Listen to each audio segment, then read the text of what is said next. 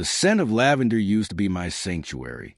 It lived in the softness of Sarah's skin, the scent of her shampoo, the lingering trail on her clothes. That fragrance once meant warmth, comfort, home. Now, the faintest whiff of it makes my stomach twist. It clings to my memory like smoke from a burned-out fire, a reminder of everything I once cherished and everything she shattered. I've never been the type for melodrama, but when your life starts to feel like a slow-moving tragedy, a little bit of theatrics almost feels earned. Sarah and I had been married for 7 years. Not a fairy tale, but something steady, real.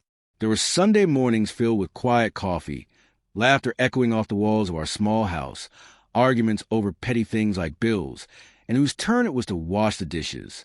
We had our bruises, our imperfections, but I believed in us, in our rhythm, in the unspoken trust that love meant returning to each other, no matter how rocky the road.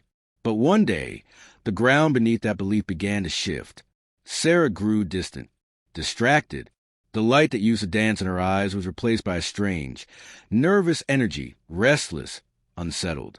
She started working late, blaming endless meetings, and though her stories were well-rehearsed, something about them felt off, like a song slightly out of tune.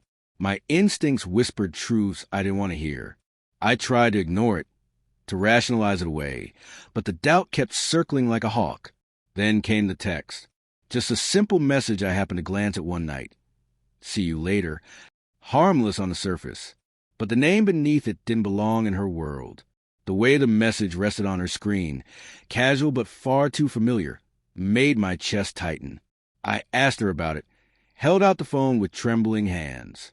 She laughed it off, called me paranoid, accused me of inventing problems.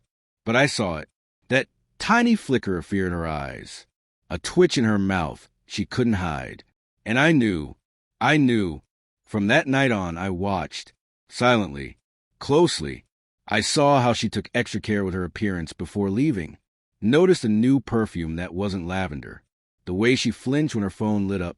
I became a stranger in my own marriage, a ghost haunting the life we had built.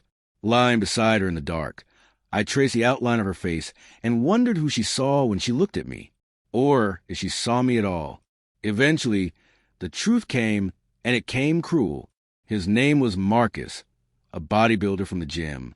All pumped muscles and smug confidence, smirking in the photos I found online. That one harmless message had been the tip of something rotten. The full story spilled out in vulgar texts and explicit exchanges that felt like knives on the page. The woman I loved, the woman I had trusted with everything, was unrecognizable in those messages. I read them all. Every word, every promise, every betrayal. It hollowed me out, not just the infidelity, but the depth of her disrespect. But I didn't scream. I didn't rage. I let a different fire grow in me, a slow-burning fury that sharpened my focus and steadied my hand. I wasn't going to yell. I wasn't going to cry. I was going to make her feel it. I was going to make her understand exactly what she had done. So I played my part. Day by day, I wore the mask of ignorance. I brought her coffee. I kissed her cheek. I held conversations that echoed with nothing. I even touched her like I used to, though my heart wasn't in it. It wasn't love anymore. It was strategy. Every smile, every gesture, measured, documented. While she played house, I rewrote the rules. I changed the finances first. Quietly, opened my own accounts. Redirected small amounts, unnoticed at first. I reviewed our documents, ensured my name was on every asset that mattered. Bit by bit, I untied our knots, consulted lawyers, built a fortress around myself. She had no idea. Not then. And then the moment came, our anniversary. She wore a red dress that clung to her body in all the ways I knew Marcus had likely touched. We were set to celebrate at our favorite restaurant, the one where we had our first date, the one she claimed still made her heart flutter. As we sat across from each other, the candlelight flickering between us, I saw the unease in her eyes. Maybe she sensed the performance was ending. Maybe guilt finally crept in. I smiled, thin, calculated. "I have a surprise for you, Sarah," I said, voice calm and smooth. I handed her an envelope with her name on it, written in my handwriting. She opened it eagerly, expecting romance. Inside were divorce papers, signed, sealed, filed that morning. I watched the color drain from her face, her hands trembling. "Dubby, what is this?" she whispered. "It's over, Sarah," I said, voice like ice. "I know about Marcus. I know about all of it." She gasped, grasping for lies. But I didn't let her. I laid everything on the table. Text messages, dates, photos, timelines.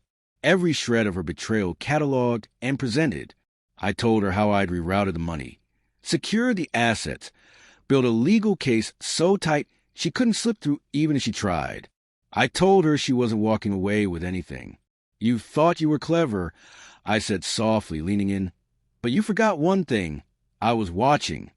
She sat frozen, the reality crashing over her in silent waves. She had gambled everything for a man who vanished the second the truth became inconvenient.